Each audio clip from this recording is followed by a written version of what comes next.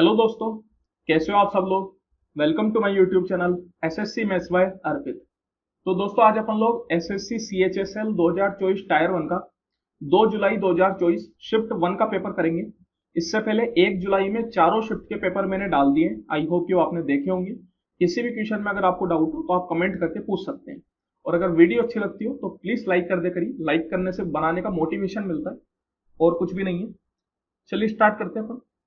देखिए पहला क्वेश्चन है। पहले क्वेश्चन में आपको लाइन ग्राफ दे रखा है।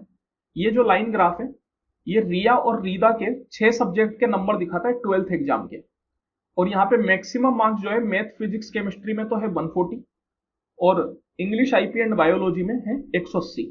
मतलब आप बोल सकते हो कि मैथ फिजिक्स और केमिस्ट्री के जो नंबर है वो आउट ऑफ 140 है और इंग्लिश आईपी एंड बायोलॉजी के नंबर आउट ऑफ 180 है। क्वेश्चन है what is percentage marks obtained by Rida in PCM. तो पीसीएम में रीदा के कितने परसेंट मार्क्स आए। पीसीएम का मतलब होता है मैथ फिजिक्स केमिस्ट्री। तो यहाँ पे रीदा की अगर अपन बात करें तो रीदा जो है वो येलो कलर की लाइन है। तो यहाँ पे रिया मतलब ब्लू कलर की लाइन से अपन को कोई मतलब नहीं है। सिर्फ और सिर्फ अपना फोकस रीदा पर रहेगा। रीदा के अगर मैं मैथ में नंबर की बात करूं तो येलो कलर पे ही फोकस करना है। तो यहाँ पे देखिए 60 से 80 के बीच में आता है। That mean 70। इसी तरीके से फिजिक्स में अगर मैं बात करूं तो ये 100 से 120 के बीच में तो 110। और केमिस्ट्री में अगर अपन बात करें तो ये 120 पे। इन तीनों के ही परसेंटेज अपन को चाहिए। तो बाकी इंग्लिश आईपी और बायोलॉजी निकालने की कोई जरूरत नहीं है।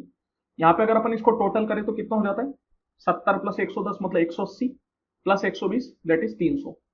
तो इन तीनों में मिला के उसका है 300 नंबर आउट ऑफ कितना। हर सब्जेक्ट है 140 नंबर की। तो 140 इंटू 3 मतलब 420। तो 420 में से 300 नंबर आए तो यहां से आप परसेंटेज निकाल सकते हैं। जो कैंसिल आउट हुए उसको तो सबसे पहले कैंसिल आउट कर लीजिए। देखिए ये 2 से हो गया 21 बार में और 2 से ये हो गया 5 बार में। 21 से अगर मैं इसको काटूं तो 21 का एक बार में 90। 90 का मतलब हो जाता है 21 का 4 बार में 84।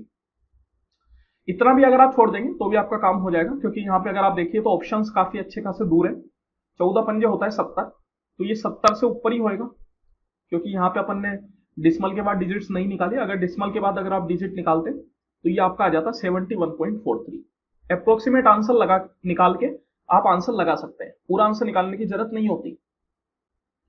इन triangle ABC X Y is drawn parallel to BC. चलिए एक ट्राइंगल बना लेते हैं एबीसी।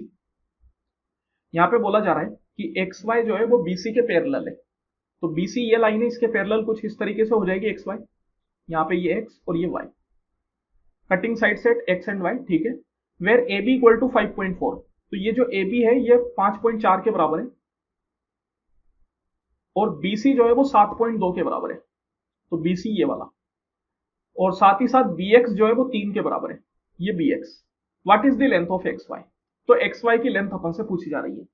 देखिए जब कभी भी ट्राइंगल में इस तरीके से एक्स वाई बीसी के पैरेलल हो जाता है तो इस केस में ये जो ट्राइंगल ए एक्स वाई ये सिमिलर हो जाता है ट्राइंगल एबीसी के। इसको प्रूव करना बहुत आसान है लेकिन उसकी जरूरत नहीं है। इसको आप डायरेक्ट भी याद रख सकते हैं। तो यहाँ पे देखिए जब दो ट्राइंगल सिमिलर होते हैं तो अभी अभी मैंने आपको बताया था कि उनकी करस्पॉन्डिंग साइड का रेशियो बराबर होता है। अगर मैं ट्राइंगल ए एक्स वाई में और ट्राइंगल एबीसी में करस्पॉन्डिंग साइड्स की बात करूं तो क्या होगी। जैसे यहाँ पे आप देखिए पहले पोजीशन पे ए दूसरे पोजीशन पे एक्स।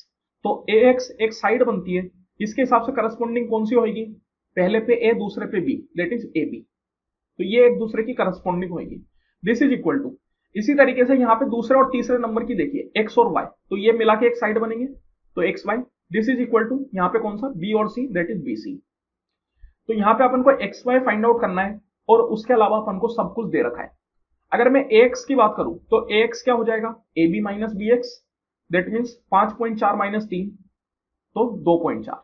तो ये आ गया 2.4 डिवाइड बाई ए बी आपके पास है 5.4 इक्वल टू एक्स वाई तो आपको फाइंड आउट करना है और बी सी है 7.2। सबसे पहले तो देखिए 18 से ये 0.3 बार में हो जाएगा और 18 से ये 0.4 बार में हो जाएगा। फिर 0.3 से ये 8 बार में। तो यहां से एक्स वाई इक्वल टू आ गया 8 into 0.4 that is equal to 3.2। तो एक्स वाई की वैल्यू क्या आ जाएगी 3.2 centimetre. Two circles touch each other externally. दो सर्किल एक दूसरे को एक्सटर्नली टच करते हैं। तो चलिए दो सर्किल बना लेते हैं। एक सर्किल तो ये हो गया और इसी तरीके से एक और सर्किल हो जाएगा कुछ इस तरीके से। बोला जा रहा है कि radius of circle with centre O is 49, the radius of the circle with centre A is 16। तो देखिए जो बड़ा वाला सर्किल है उसकी रेडियस 49 है और छोटे वाले की 16 है। तो अपन ने बड़ा वाला इसको बनाया, तो इसको मैं ओ पॉइंट दे देता हूं और इसको मैं ए बोल देता हूं। इस बड़े वाले की जो रेडियस है वो 16 के 49 के बराबर है और छोटे वाले की 16 के बराबर है। कॉमन टेंजेंट की वैल्यू अपन से पूछी जा रही है। तो कॉमन टेंजेंट कुछ इस तरीके से बनेगी। देखिए जब कभी भी सर्किल्स एक दूसरे को टच करते हैं तो उस केस में सिर्फ और सिर्फ डायरेक्ट कॉमन टेंजेंट ही बनाई जा सकती है। जब कभी भी सर्किल टच करेंगे तो उस केस में ट्रांसवर्स कॉमन टेंजेंट नहीं बन सकती। तो यहाँ पे कॉमन टेंजेंट बोलने का मतलब है कि वो अपन से डायरेक्ट कॉमन टेंजेंट की वैल्यू पूछ रहा है। तो डायरेक्ट कॉमन टेंजेंट निकालने का एक फॉर्मूला होता है, DCT equal to square root में सेंटर के बीच का डिस्टेंस का स्क्वायर, सेंटर क्या है यहाँ पे ओ और ए, दैट इज ओ ए का स्क्वायर माइनस रेडियस के डिफरेंस का स्क्वायर। तो रेडियस क्या हो जाएगा, आर ओ माइनस आर ए का होल स्क्वायर। तो ओ ए की अगर अपन बात करें तो जब कभी भी दो सर्किल आपस में टच करते हैं तो उनके सेंटर के बीच की जो डिस्टेंस होती है वो दोनों के रेडियस के बराबर हो जाती है। यहाँ पे आप इसको आर ओ बोल सकते हो और इसको आर ए बोल सकते हो। तो ये हो गया R O plus R A, that is equal to 49 plus 16। तो 49 प्लस 16 अगर आप करते हैं तो कितना आ जाता है, तो ये हो गया 65 का square minus R O minus R A. तो 49 माइनस 16 दैट मीन्स 9 में से 6 गया 3 और 4 में से 1 गया 3, 33 का स्क्वायर। तो जब कभी भी 5 यूनिट डिजिट हो तो उसका स्क्वायर करना आसान होता है। बस आप क्या कीजिए, 5 का स्क्वायर कीजिए 25, इस 6 में एक प्लस जोड़ दीजिए, 6 में एक जोड़ेंगे तो क्या होगा 7, तो 6 इंटू 7 42। तो जब कभी भी यूनिट डिजिट 5 हो तो उसका स्क्वायर इस तरीके से आप तुरंत कर सकते हैं।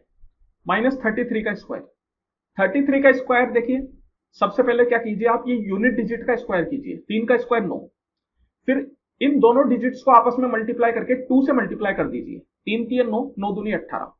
तो यहाँ पे 8 लिख दीजिए, एक जो है वो कैरी चला जाएगा।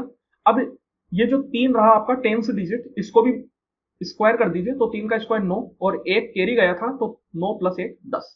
तो इसका स्क्वायर क्या हो जाएगा 1089।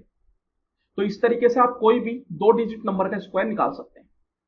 इसको अगर आप सोल्व करेंगे तो कितना हो जाएगा, 15 में से 9 गया 6, 11 में से 8 गया 3, फिर है ना 11 में से 8 गया 3, 1 में 0 गया 1 और 4 में से 1 गया 3, 3136। तो अब मैं बात करूं कि 3136 किसका स्क्वायर होता है। तो ऑप्शन देखिए आप, यहाँ पे यूनिट डिजिट 6, तो किसका स्क्वायर करने पे यूनिट डिजिट 6 आएगी, 6 का स्क्वायर करने पे यूनिट डिजिट 6 आती है, 6 का स्क्वायर 36, तो यूनिट डिजिट क्या होती है 6।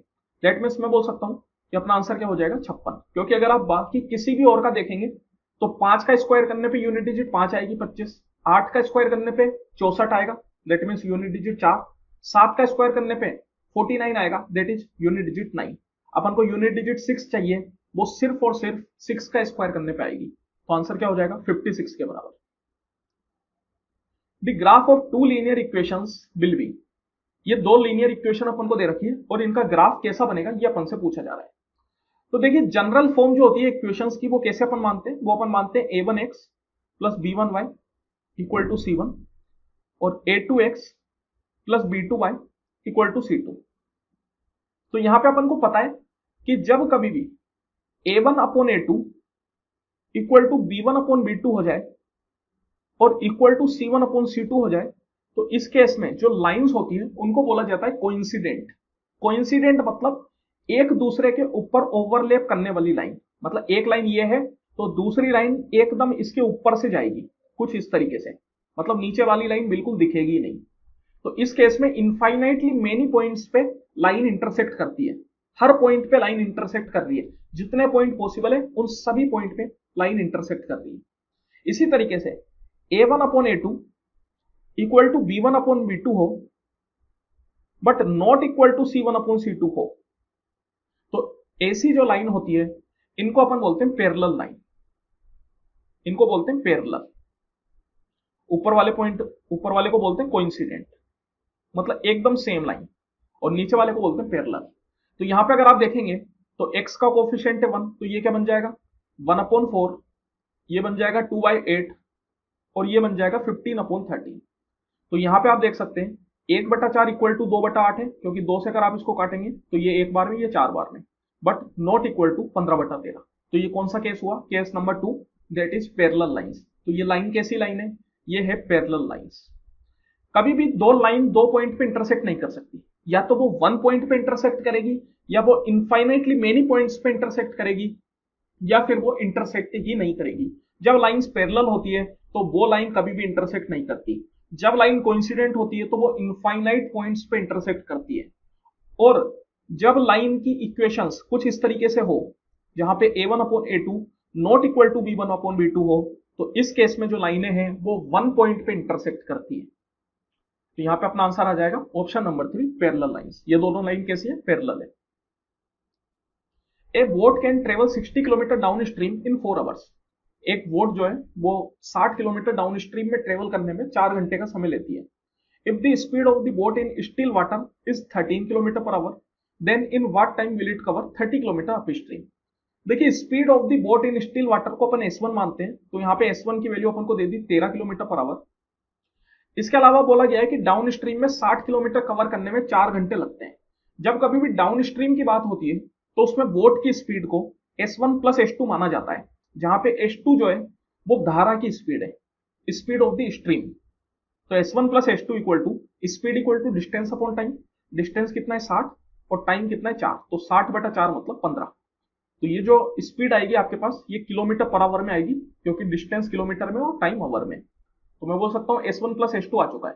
अपन से पूछ रहा है कि 30 किलोमीटर अपस्ट्रीम जाने में कितना समय लगेगा। तो देखिए, अपस्ट्रीम में जो स्पीड होती है बोट की वो होती है S1 माइनस S2।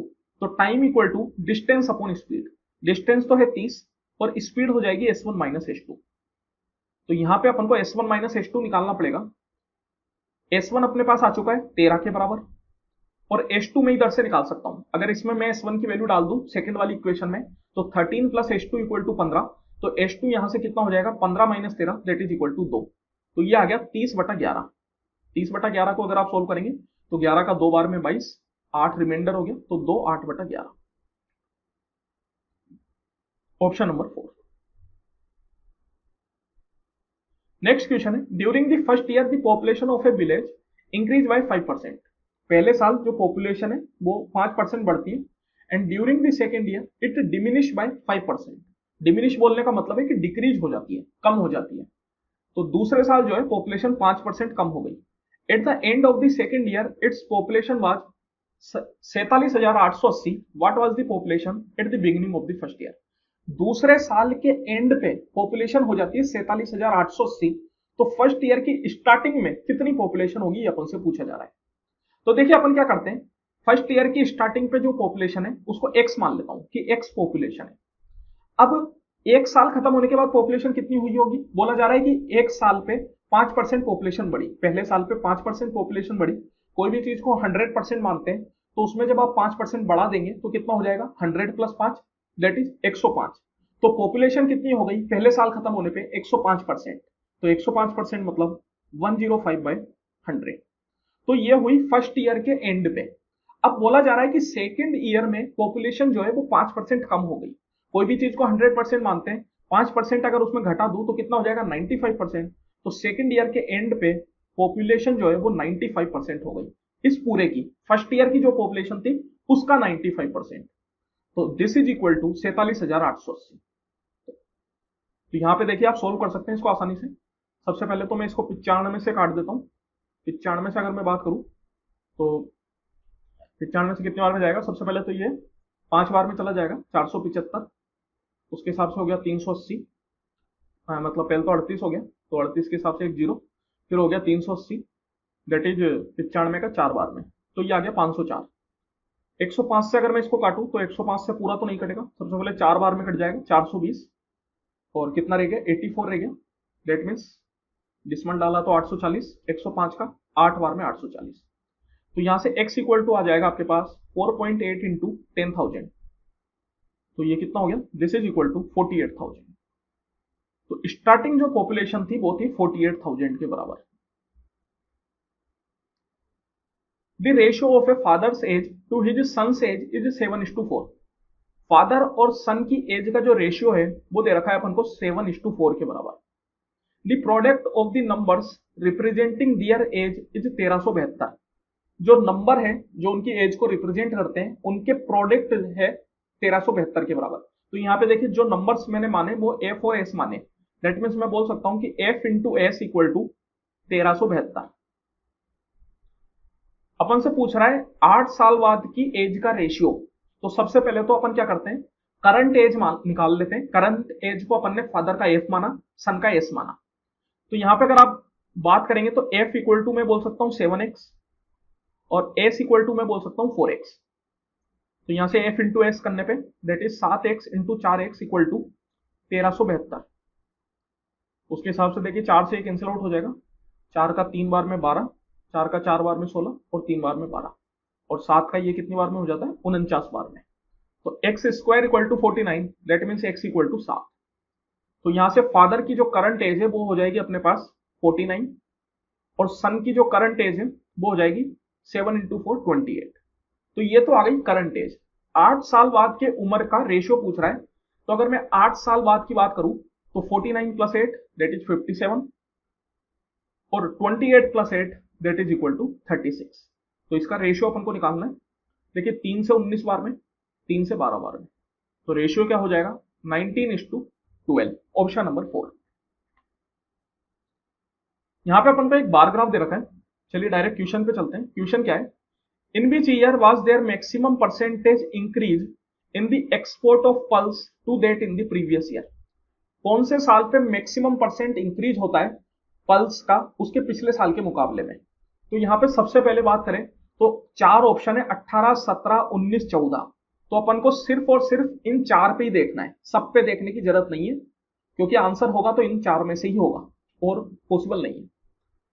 अब देखिए 2018 की अपन बात कर रहे हैं, तो 2018 में बोलने का मतलब क्या हुआ कि पिछले साल के मुकाबले कितना इंक्रीज हुआ। तो 2017 से 2018, पिछला साल कौन सा है 2017, तो 2017 से 2018 में कितना इंक्रीज हुआ। तो यहां पे आप देख सकते हैं 9.5 माइनस 6.5, मतलब 3 का इंक्रीज हुआ कितने पे 6.5 पे, 3 का इंक्रीज है 6.5 पे।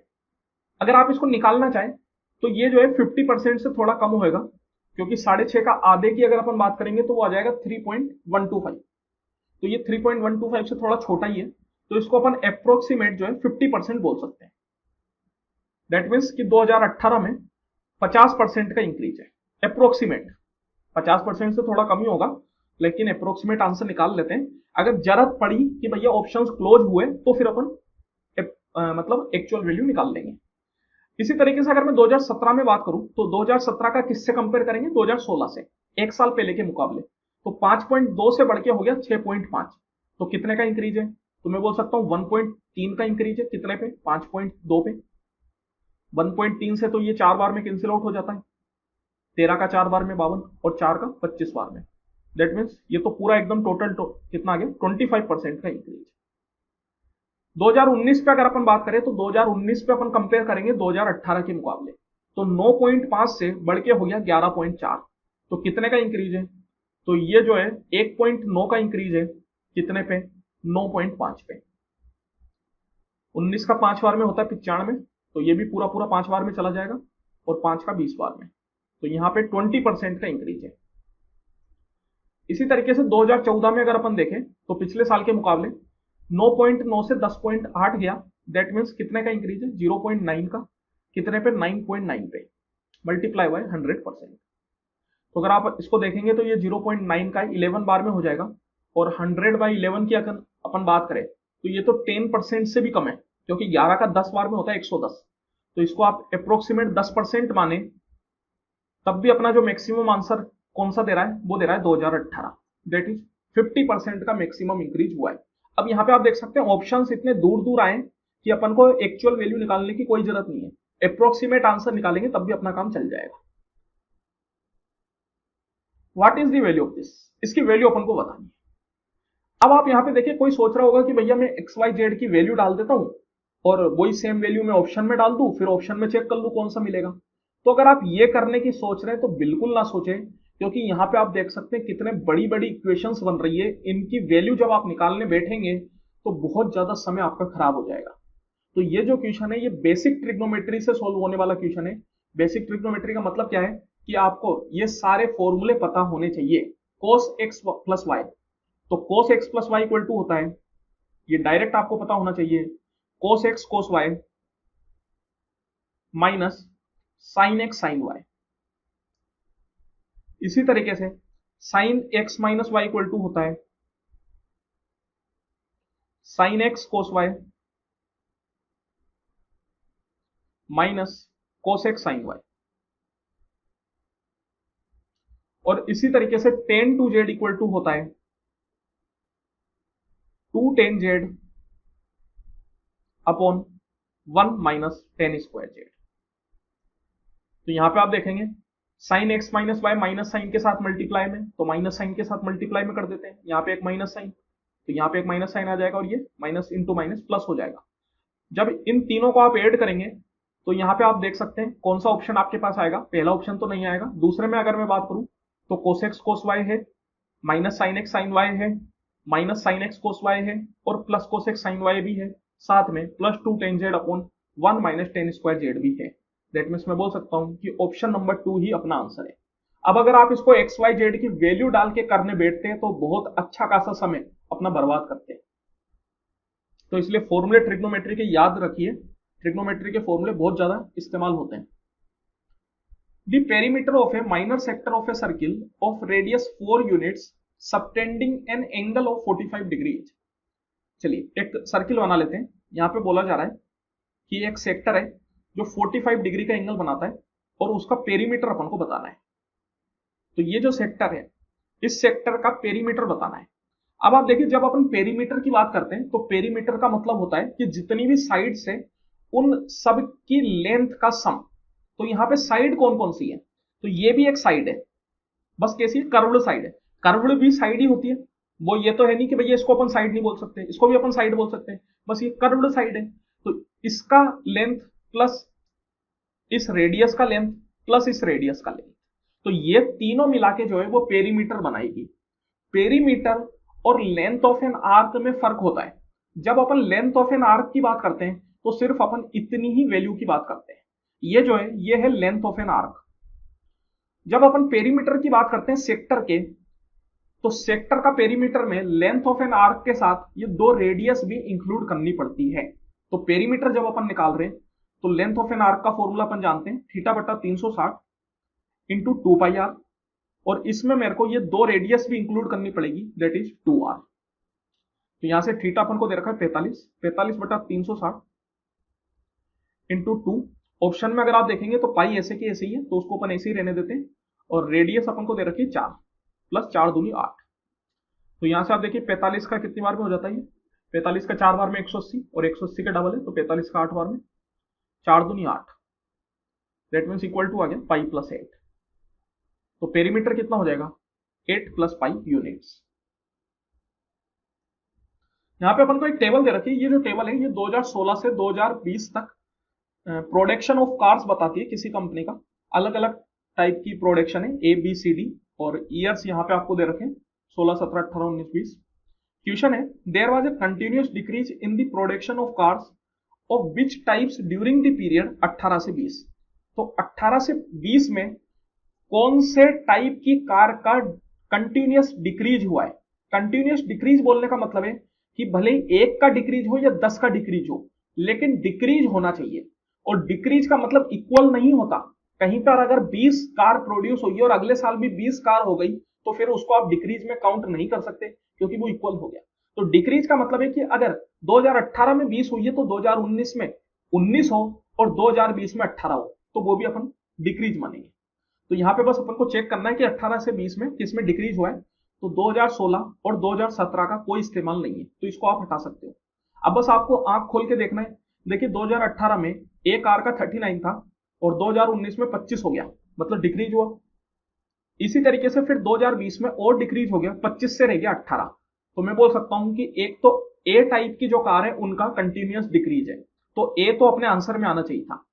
यहां पे अगर आप देखें तो ऑप्शन 3 में ए नहीं है, तो ये आंसर नहीं हो सकता। ऑप्शन 2 में भी ए नहीं है, तो ये भी आंसर नहीं हो सकता। ऑप्शन 1 में भी ए नहीं है, तो ये भी अपना आंसर नहीं हो सकता। सिर्फ और सिर्फ एकमात्र ऑप्शन है ऑप्शन नंबर 4, जिसके अंदर ए है, तो यही अपना आंसर होगा। अब आप चाहे तो बी को भी चेक कर सकते हैं। देखिए 14 से 12 गया, डिक्रीज हुआ है, फिर 12 से 8 गया, फिर से डिक्रीज हुआ है, तो ये भी अपना आंसर होगा। अब आंसर सी और डी आंसर में नहीं है, दैट मीन्स उनमें डिक्रीज नहीं हुआ होगा। ठीक है, चलिए। 12 men working for 9 hours a day complete a piece of work in 24 days। 12 आदमी 9 घंटे काम करके, हर दिन 9 घंटे काम करके 24 दिन में काम को खत्म कर देते हैं। In how many days can 8 men working for 12 hours a day complete the same piece of work. तो यहां पे देखिए, जब कभी भी इस तरीके के सवाल आते हैं तो इनमें अपन टोटल वर्क को इक्वल करते हैं। अगर मैं टोटल वर्क की बात करूं तो 12 आदमी 24 दिन 9 घंटे काम करके काम करते हैं, तो टोटल वर्क कितना हो गया? 12 men into 9 hours into 24 days, ये हो गया अपना टोटल वर्क। इसी तरीके से सेम काम को अगर 8 आदमी 12 घंटे काम करके करे तो कितने दिन में करेंगे? तो यहां से टोटल वर्क आ जाएगा 8 men इंटू 12 आवर्स। डेज अपन से पूछा जा रहा है जिसको अपन डी बोल देते हैं। तो यहां पे आप देखिए ये दोनों टोटल वर्क इक्वल है, तो एम से तो एम गया, 12 से 12 गया, 8 से 3 बार में, तो यहां से मैं बोल सकता हूं d equal to 9×3=27। That means 27 days में 8 आदमी 12 घंटे काम करके काम को खत्म कर सकते हैं। तो यहां पे अपन को एक चार्ट दे रखा है। ये जो चार्ट है ये स्किल्ड, सेमी स्किल्ड और अनस्किल्ड वर्कर्स की परसेंटेज बताता है। दैट मीन्स यहां पे देखिए ये जो डी कंपनी है, या फिर कंपनी का ही है शायद ये, हाँ ये होल दी कंपनी, मतलब ये जो डी कंपनी है इसमें स्किल्ड वर्कर है 40%, सी में है 40%, बी में 25%, ए में 30%। इसी तरीके से सेमी स्किल्ड की मैं बात करूं तो डी में 25%, सी में 40%, बी में 30%, ए में 40%। ठीक है, तो क्वेश्चन क्या बोल रहा है अपन से? क्वेश्चन बोल रहा है if all the companies have same number of total workers, अगर हर कंपनी में टोटल वर्कर सेम है। अब आप देखिए यहां पे एबीसीडी 4 तरह की कंपनी और चारों में टोटल वर्कर अगर सेम है तो अपन से पूछ रहा है then the company has the highest number of unskilled workers and the company has the lowest number of skilled worker. तो कौन सी कंपनी में highest number of unskilled worker है और कौन सी कंपनी में lowest number of skilled worker है? जब बोला जा रहा है कि चारों कंपनी में वर्कर्स की संख्या सेम है तो यहां पे अपन को परसेंटेज को नंबर में चेंज करने की कोई जरूरत नहीं है, अपन को सिर्फ और सिर्फ कंपेयर करना है। ये कंपेयर अपन परसेंटेज के माध्यम से भी कर सकते हैं। अगर चारों कंपनी में नंबर ऑफ वर्कर्स अलग अलग होते तो फिर इस परसेंटेज को अपन को पहले नंबर में चेंज करना पड़ता और उसके बाद कंपेयर करना पड़ता। अब यहां पे आप देखिए बोल सकते हैं कि भैया सारा 100 में, परसेंटेज हमेशा 100% होती है, तो मैं बोल सकता हूं कि सब कुछ 100 में, दैट मीन्स कि डायरेक्ट अपन कंपेयर कर लेते हैं। बोला जा रहा है कि कौन सी कंपनी में अनस्किल्ड वर्कर हाईएस्ट है, तो अनस्किल्ड कौन सा है? ये ग्रे कलर का, तो ग्रे कलर के ऊपर फोकस करिए। ग्रे कलर में सबसे बड़ा नंबर आपको कौन सा दिख रहा है? वो दिख रहा है 45। दैट मीन्स कि अनस्किल्ड में कंपनी बी ऐसी है जिसमें सबसे ज्यादा अनस्किल्ड वर्कर है। दैट मीन्स इसका आंसर क्या हो जाएगा? B company. B has the highest number of unskilled worker.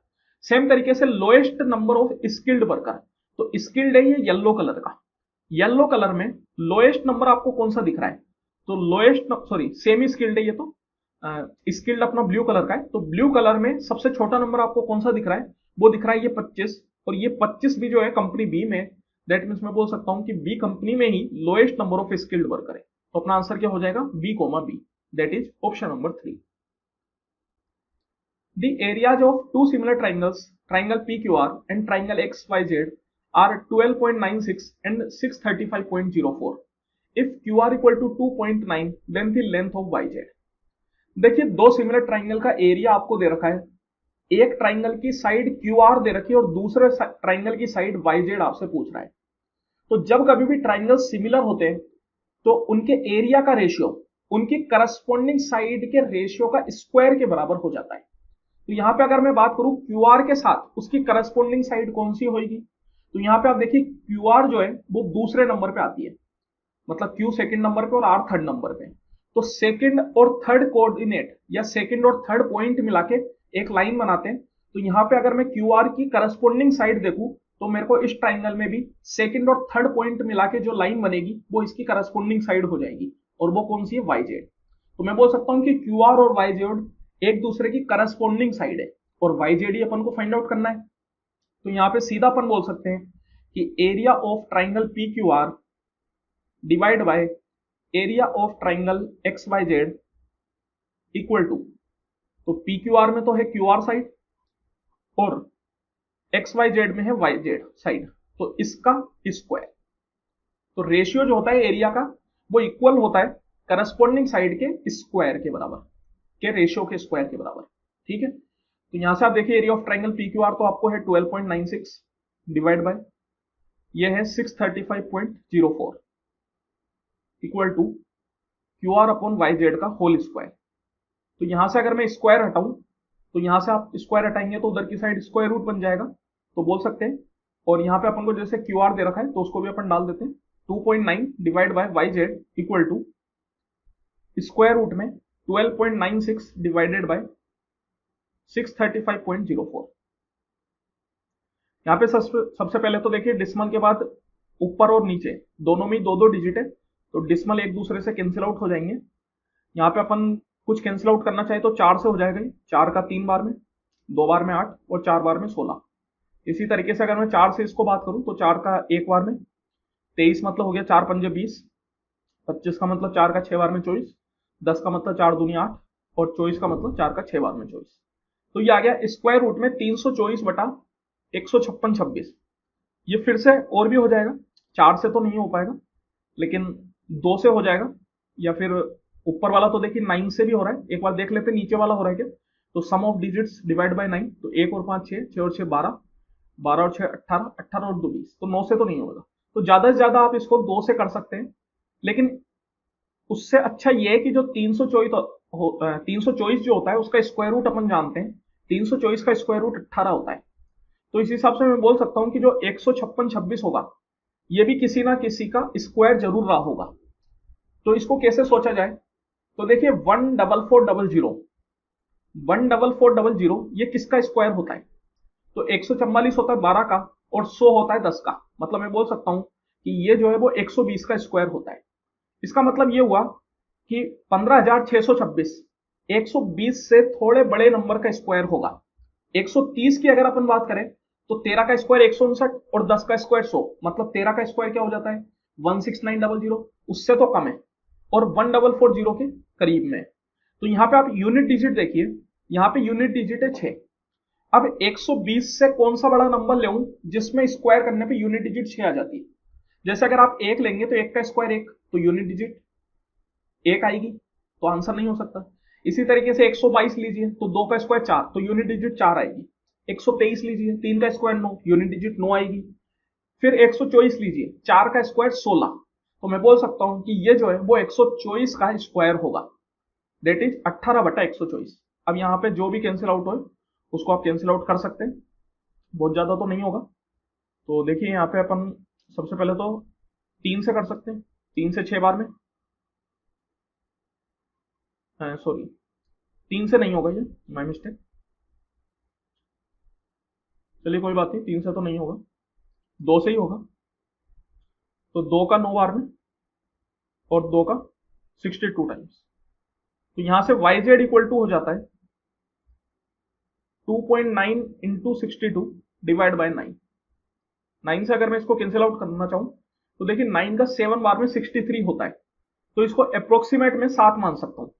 7 into 2.9 करेंगे तो 7 9 जो 63 की 3, 6 कैरी चला गया, 7 दूनी 14 और 6 20, तो ये 20.3 से थोड़ा छोटा ही होगा, लेकिन अप्रोक्सीमेट आप इसको 20.3 मान सकते हैं। That is option number 3।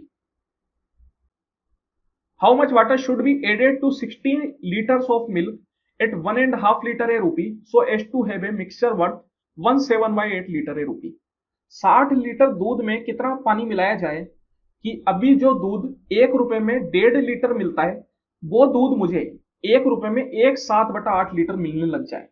मतलब क्या बोल रहा है कि भैया अभी जो है 1 रुपए में 1.5 लीटर मतलब 3/2 लीटर दूध मिलता है। अब मैं चाहता हूं कि मैं 1 रुपए में 1/7/8 मतलब 15/8 लीटर दूध पाऊं। देखिए 15/8 का मतलब 3/2 से ज्यादा होएगा, 3/2 का मतलब 1.5 हो गया, 15/8 की मैं बात करूं तो वो 2 के करीब है। दैट मीन्स ये हुआ कि दूध की क्वांटिटी मेरे को बढ़ानी है। अगर सेम रुपए में दूध की क्वांटिटी बढ़ानी है तो कुछ ना कुछ पानी मिलाना पड़ेगा। यहां पे आप ये भी बात बोल सकते हो कि जो टोटल मनी उसको मिल रहा है उसमें उसने कोई फेरबदल नहीं किया। मतलब पहले 1 रुपए में 1.5 लीटर दूध बेचने पे जितना पैसा वो कमाता था अभी उतना ही पैसा वो 1 रुपए में 1/7/8 लीटर दूध बेचने पे कमाना चाहता है।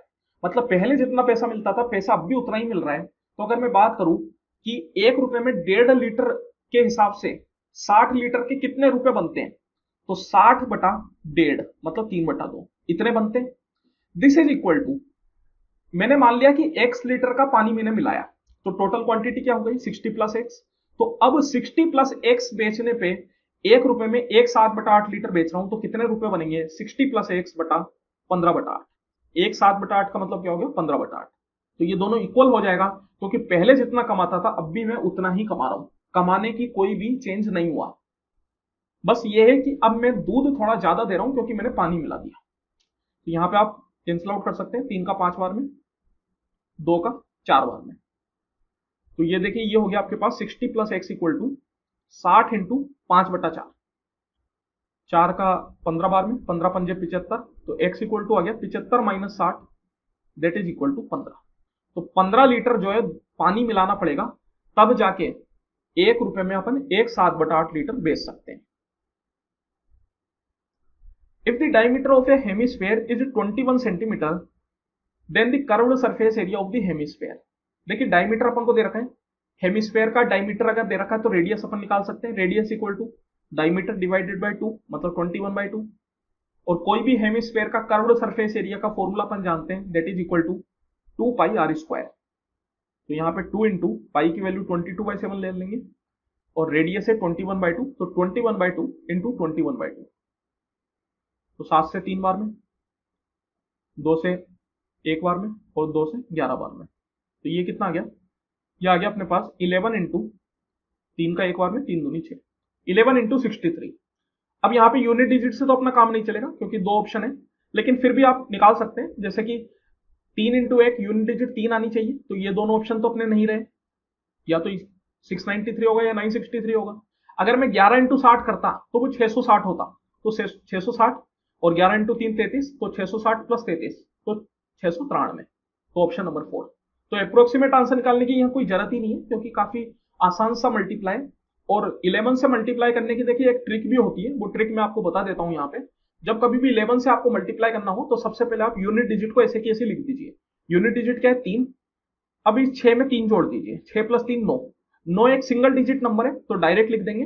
अगर डबल डिजिट का नंबर होता तो जो कैरी थी उसको अपन चढ़ा देते। अब ये जो डिजिट बची, बस एक ही डिजिट आपके पास बची 6, इसको ऐसे की ऐसे लिख दीजिए 693। तो 11 इंटू 63 इक्वल टू 693। अब ये जो ट्रिक है ये आप कितने भी डिजिट के नंबर पे इस्तेमाल कर सकते हैं, कोई दिक्कत नहीं है, बस आपको तरीका सेम रखना है। चलिए स्टार्ट करें, आगे बढ़ते हैं। एक bank charges simple interest for K rupees at the rate of R.5 for n square year. एक बैंक के रुपए पे R.5 रेट के हिसाब से n स्क्वायर ईयर्स के लिए कुछ सिंपल इंटरेस्ट चार्ज करता है। Another bank charges simple interest for rupees L eight the rate of R3/2 years for n³ years and gives the same interest. तो देखिए बोला जा रहा है कि एक दूसरा बैंक जो है वो एल रुपीज पे R3/2 रेट पे n³ ईयर्स के लिए जितना सिंपल इंटरेस्ट चार्ज करता है, पहले वाला बैंक भी उतना ही सिंपल इंटरेस्ट चार्ज करता था। दोनों केस में सिंपल इंटरेस्ट की वैल्यू बराबर है, अपन को के और एल का रेशियो बताना है। तो सिंपल इंटरेस्ट का फॉर्मूला अपन जानते हैं, simple interest equal to principal into rate into time by 100। तो यहां से आप देखिए दोनों केस में सिंपल इंटरेस्ट को अपन बराबर कर देंगे। सब कुछ अपन को दे रखा है, पहले केस में प्रिंसिपल है के रुपीज और रेट है R⁻½ और टाइम है n² divide by 100 equal to, दूसरे केस में प्रिंसिपल है एल रुपीज, रेट है R⁻3/2 और टाइम है n³ डिवाइड बाय 100। तो यहां से आप देखिए 100 से तो 100 गया, के और एल का रेशियो अगर मेरे को निकालना है तो मैं एल को इधर नीचे की साइड ले आता हूं, तो के बटा एल इक्वल टू, बाकी जो भी बचेगा उसको उधर की साइड डाल देते हैं, तो ये बन गया R⁻3/2 into n³ divide by R⁻½ into n²। तो अब आप यहां पे देखिए इंडिसेस की कुछ प्रॉपर्टीज होती है जो आपको पता होनी चाहिए, कि a⁻n upon b⁻m equal to a⁻n-m। तो यहां पे इस हिसाब से अगर मैं देखूं तो R⁻3/2 माइनस हाफ हो जाएगा, सॉरी मैंने गलत लिख दिया, एक मिनट,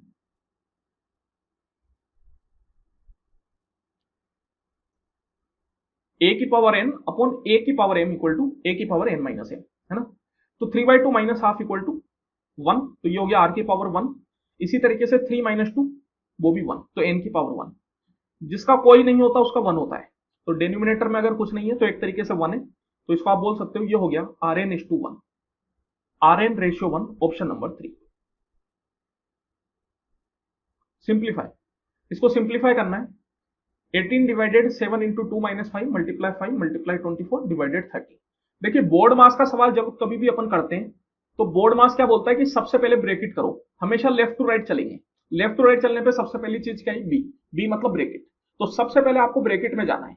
अब ब्रैकेट में तो आप चले गए, ब्रैकेट में जाने के बाद ये बाकी जो चीजें बचती है ओडीएमएस, ये आपको परफॉर्म करना होता है, जहां पे ओ का मतलब होता है ऑफ, डी का मतलब डिवाइड, एम का मतलब मल्टीप्लाई, ए का मतलब एडिशन, एस का मतलब सब्ट्रैक्शन। तो देखिए ऑफ और मल्टीप्लाई दोनों एक ही चीज होते हैं। ऑफ का मतलब भी मल्टीप्लाई करना ही होता है, लेकिन कहीं पर अगर आपको ऑफ लिख के दे रहा जा रहा है और कहीं पे आपको ये मल्टीप्लाई का साइन बना के दिया जा रहा है, तो पहले आप ऑफ वाला मल्टीप्लाई करेंगे, बाद में ये मल्टीप्लाई वाला मल्टीप्लाई करेंगे, क्योंकि ऑफ की जो प्राथमिकता होती है वो इस मल्टीप्लाई से ज्यादा होती है। तो यहाँ पे देखिए ऑफ तो है नहीं, चलिए कोई बात नहीं, उसके आगे चलते हैं। ऑफ के बाद आता है डिवाइड, मतलब पहले डिवाइड करना है, डिवाइड भी नहीं है। उसके बाद आता है एम मतलब मल्टीप्लाई, तो पहले मल्टीप्लाई करना है। तो 7 दूनी 14, 14 में से 5 गया तो कितना बच गया, 9 बच गया। तो ये बन गया 18 डिवाइडेड 9 मल्टीप्लाई 5 मल्टीप्लाई 24 डिवाइडेड 30। तो अब आप यहाँ पे देखिए ब्रैकेट हो चुका है अपना खत्म, ओ है नहीं, तो डिवाइड डी आता है। अब यहाँ पे देखिए दो डिवाइड है, कौन सा पहले करें। तो रूल तो ये बोलता है कि लेफ्ट टू राइट चलने पे जो पहले आए उसको पहले करिए। तो लेफ्ट टू राइट चलने पे क्या आया, 18 divided by 9 that is equal to 2। लेकिन यहाँ पे आप देखिए बीच में मल्टीप्लाई है, तो अपन इस वाले डिवाइड को भी साथ के साथ कर लेते हैं, क्योंकि बीच में मल्टीप्लाई दो बार लिखने की कोई जरूरत नहीं है। 24 डिवाइडेड बाई 30, इसको आप डिसमल में निकालने की जरूरत नहीं है। इसको अपन क्या करते हैं, 6 से काट देते हैं, 6 का ये 4 बार में और 6 का ये 5 बार में, तो ये बन गया 4/5। तो ये हो गया 2 इंटू 5 इंटू 4/5, 5 से 5 कैंसिल आउट, 4 दूनी 8। तो इस पूरे की वैल्यू क्या आ गई, 8 के बराबर, option number 1। How many numbers lie between 2000 and 2020 that are divisible by 8। कितने नंबर 2000 और 2020 के बीच में लाई करेंगे जो 8 से पूरी तरीके से डिवाइड होते हो। देखिए जब अपन बिटवीन की बात करते हैं तो बिटवीन में ये 2000 और 2020 को इंक्लूड नहीं कर सकते। 2000 के बाद जो इंटीजर आता है वो क्या आता है, 2001, और 2020 से पहले जो इंटीजर आता है वो क्या आता है, 2019। तो 2001 से लेके 2019 इनके बीच के और इन दोनों को इंक्लूड करके जो जो नंबर 8 से डिवाइड होंगे मैं सिर्फ और सिर्फ उन्हीं को काउंट कर सकता हूं। बिटवीन में इन दोनों नंबर्स को अपन काउंट नहीं कर सकते। तो यहां पे आप देखिए 2000 जो है वो 8 से डिवाइड होता है। 8 से डिवाइड करने का एक सिंपल सा रूल है कि लास्ट की 3 डिजिट 8 से डिवाइड होनी चाहिए। लास्ट की 3 डिजिट क्या है, 000। 000 तो हमेशा डिवाइड होगा 8 से, तो मैं बोल सकता हूं कि 2000 8 से डिवाइड होता है, तो 2000 को तो अपन काउंट नहीं कर सकते। अब 2000 के बाद अगला नंबर कौन सा आएगा जो 8 से डिवाइड होगा। 8 से डिवाइड होने के लिए क्या चाहिए, इसमें 8 जोड़ दूं, तो 2000 प्लस 8 दैट इज 2008। तो 2008 जो है वो 8 से डिवाइड होगा। अब आप इसमें 8 जोड़ दीजिए तो क्या हो जाएगा 2016, तो 2016 भी 8 से डिवाइड होगा। अब आप 2016 में जब 8 जोड़ेंगे तो वो हो जाएगा 2024, और 2024 जो है वो 2020 का बाद का नंबर हो गया, तो उसको अपन नहीं ले सकते। दैट मीन्स सिर्फ दो नंबर ऐसे हैं जो 8 से पूरी तरीके से डिवाइड हो रहे हैं, 2008 और 2016। ए merchant sold 2 refrigerators for 10,000 each. एक मर्चेंट है, 2 फ्रिज बेचता है 10-10 हजार रुपए में। तो ये हो गई सेलिंग प्राइस, कॉस्ट प्राइस नहीं है, ये है सेलिंग प्राइस, बेचने वाली कीमत। ऑन 1 रेफ्रिजरेटर, एक फ्रिज के ऊपर वो 20% का नुकसान करता है और दूसरे पर 20% का फायदा लेता है। तो ओवरऑल प्रॉफिट या लॉस परसेंटेज पूरे ट्रांजेक्शन में कितना होएगा ये अपन को बताना है। तो देखिए इस क्वेश्चन को करने की एक ट्रिक होती है, जब कभी भी अपन को दो आइटम की सेलिंग प्राइस दे रखी है और सेलिंग प्राइस सेम है और लॉस परसेंट और गेन परसेंट भी सेम है, मतलब एक पे गेन हुआ है एक पे लॉस हुआ है और दोनों सेम है, तो इस केस में हमेशा ओवरऑल लॉस होता है और वो इक्वल टू होता है -L²/100% के बराबर। तो यहाँ पे L की वैल्यू क्या हो जाएगी आपके पास 20 के बराबर, तो L की वैल्यू 20 डाल दीजिए, 20 का स्क्वायर 400, 400/100%। तो ये 0 से 0 गया, that is equal to -4%। Minus बोलने का मतलब है कि लॉस हुआ है कितने का, 4% का। तो ऑप्शन नंबर 4 लॉस ऑफ 4%। अभी देखिए ये वाला जो फॉर्मूला है वो सिर्फ और सिर्फ इसी कंडीशन में अप्लाई किया जा सकता है जहां पे लॉस परसेंट और गेन परसेंट बराबर दे रखा है और सेलिंग प्राइस भी बराबर है, तभी जाके आप ये वाला फॉर्मूला इस्तेमाल कर सकते हैं। अगर यहाँ पे लॉस परसेंट और गेन परसेंट अलग अलग होता तो फिर अपन ये फॉर्मूला इस्तेमाल नहीं कर सकते थे। ट्रिक जो है उसके कुछ रूल्स एंड रेगुलेशन होते हैं, हर जगह सेम ट्रिक फॉलो नहीं होती। ट्रिक के लिए एक पर्टिकुलर जगह होती है, वहीं पर उसको अपन फॉलो कर सकते हैं। तो ट्रिक फॉलो करते वक्त आंख मूंद के फॉलो ना करें, पहले देखें कि क्वेश्चन में ट्रिक फॉलो हो सकती है या नहीं हो सकती। इस क्वेश्चन में हो सकती है इसलिए कर सकते हैं, लेकिन अगर लॉस और गेन परसेंट अलग अलग होता तो फिर ये ट्रिक फॉलो नहीं की जा सकती, तो उस केस में फॉलो ना करें। Mahesh annual salary increase from 2 lakh to 2,40,000, find the percentage increase in the salary. 2 lakh से 2,40,000 हो गया, तो कितने का परसेंट इंक्रीज हुआ? 40,000 का इंक्रीज हुआ। कितने पे? 2 लाख पे। तो आसानी से आप निकाल सकते हो इसको, मल्टीप्लाई बाय 100%। 40,000 जो होता है 2 लाख का कितना परसेंट होता है? 20% होता है, क्योंकि 40,000 का 5 बार में 2 लाख। चाहो तो ऐसे भी कर लो नॉर्मल तरीके से, ये 2 0 गए तो 2 का 20 बार में, that is 20%। Option number 4। The capacity of cylinder tank is 8316 cubic centimetre. एक सिलेंडर टैंक की कैपेसिटी अपन को दे रखी है, कैपेसिटी का मतलब वॉल्यूम, वॉल्यूम अपन को दे रखा है। अगर बेस का रेडियस 21 सेंटीमीटर है तो डेप्थ क्या होगी टैंक की? डेप्थ का मतलब हाइट, हाइट अपन से पूछ रहा है, तो आसान सा सवाल है। वॉल्यूम का फॉर्मूला जानते हैं अपन, सिलेंडर का वॉल्यूम क्या होता है? Pi R square H. तो pi R square H equal to 8316। अब यहां पे अपन के पास पाई तो हो गया 22/7, रेडियस हो गई 21 और हाइट अपन से पूछी जा रही है, दिस इज इक्वल टू 8316। तो अब आप देखिए जो भी कैंसिल आउट हो सबसे पहले उसको कैंसिल आउट कीजिए। 3 से अगर मैं इसको काटूं तो कितनी बार में चल जाएगा? 3 का 2 बार में 6, 3 का 7 बार में 21, 7 बार में 21, 2 बार में 6। फिर 21 से अगर आप इसको काटेंगे तो 21 का 1 बार में 27 माइनस 21 6, 6 का मतलब 67, तो 3 बार में 63 और 42, तो 21 का 2 बार में 42 और 22 का ये 6 बार में। तो यहां से आप बोल सकते हैं कि हाइट इक्वल टू कितनी आ गई? 6 सेंटीमीटर। हाइट ही डेप्थ है, तो depth equal to 6 centimetre. Option number 1। O is the center and the arc PQR subtends an angle of 240 degree at O। चलिए एक सर्किल बना लेते हैं। इस सर्किल में बोला जा रहा है कि O इस सर्किल का सेंटर है और एक आर्क PQR जो है वो सेंटर पे 240 डिग्री सबटेंड करती है। तो देखिए 240 डिग्री जो है वो 80 डिग्री से बड़ा है, तो मैं बोल सकता हूं कि अगर आर्क कैसी होगी वो मेजर आर्क होगी, मतलब ये वाला एंगल को आप 240 डिग्री बोल सकते हैं। PQ इज एक्सटेंडेड टू ए, अपन इसको P, ये Q और R इस तरीके से बोल सकते हैं। PQ इज एक्सटेंडेड टू ए, तो ये पॉइंट को मैंने Q बोला, इसको मैं इससे ज्वाइन कर देता हूं और इसको अपन ने एक्सटेंड किया A तक। देन एंगल AQR, तो AQR अपन से पूछा जा रहा है। AQR का मतलब हो गया, अगर मैं इसको इससे ज्वाइन करूं तो ये वाला एंगल अपन से पूछा जा रहा है। तो यहां पे आप देखिए आसानी से इसको निकाल सकते हैं। ये वाला जो क्वेश्चन है इसमें ये मेजर आर्क तो होगी 240, माइनर आर्क की अगर मैं बात करूं तो ये कितनी हो जाएगी इधर वाली?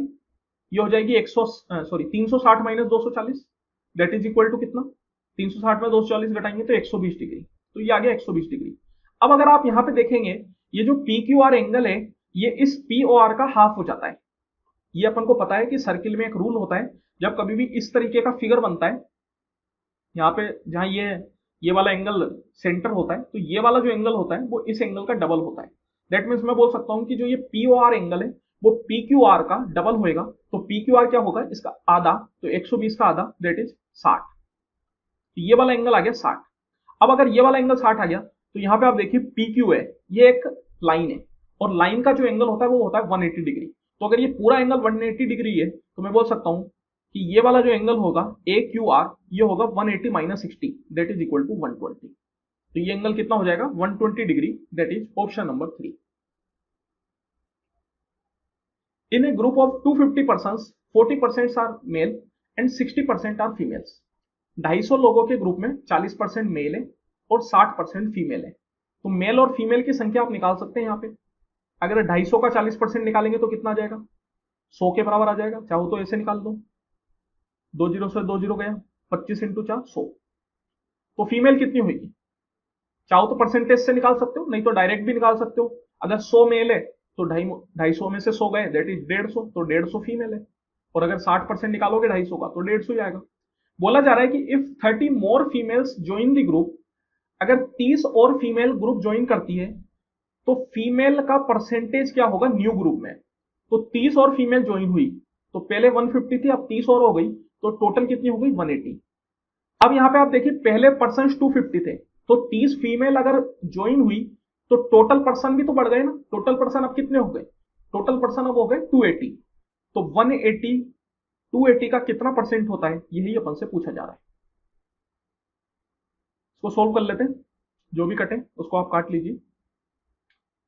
चलिए सबसे पहले तो 4 से मैं काट सकता हूं इसको, 4 से 7 बार में, 4 से 25 बार में, 7 से दूनी 14, 40 का मतलब हो गया 7 पंजे 35, 50 का मतलब हो गया 7 7 49। तो ये कितना हो गया, 25 का 7 बार में 175, 17 कैरी चला गया, 25 पंजे 125, 125 प्लस 17 दैट इज 142, है ना, ठीक है 142। 14 कैरी चला गया, 25 दूनी 50, 50 प्लस 14 कितना 64। तो ये आ गया 64.25%, दैट इज ऑप्शन नंबर 4। ठीक है, चलिए। A dozen pairs of gloves of 180 are available at a discount of 10%। Dozen pair का मतलब होता है 12 पेयर, डजन का मतलब है 12।